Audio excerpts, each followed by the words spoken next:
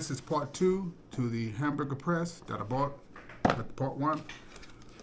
Okay, here's my final review of what I really think of it. One thing it didn't mention if it was dishwasher safe. So after I did the other videos, I went ahead and threw it in the dishwasher. $7 if it turns into a disaster, no big deal. Surprisingly, most of these parts are actually plastic. And so they are very dishwasher safe. I don't think there's any metal parts in it at all. So you can, good point, you can put it in the dishwasher, don't have to worry about doing it manually. Okay, this, which goes into this. This part is actually used to compress regular size burgers. Goes into this. Press like this. Okay? The bonus part is that this plate moves. So you can just flip the burger over, press, and have it release, which is very easy, makes it very much easier, make it much easier compared to my other one, to taking the burger out, because the other one, if you ever seen it, I had to use a fork to dig into it, try to grab the paper under, and then try to flip it out. This, you just flip it over and push the meat out. Good idea. Very well. So, my idea on this product has kind of changed. This, which was the slider.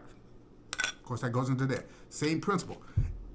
Put the meat in. You have to use a fork or some other utensil to compact the meat in.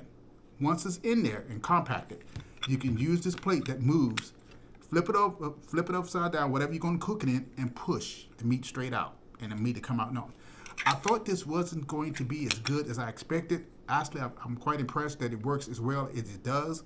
I still think they should have offered a second part for this to compress the meat, so you don't have to use a spoon for it. But overall, for a $7 product, would I buy it again if I needed to? Probably. It's only $7. It, dishwasher friendly, and it does what it does. For $7, you can't ask for much more.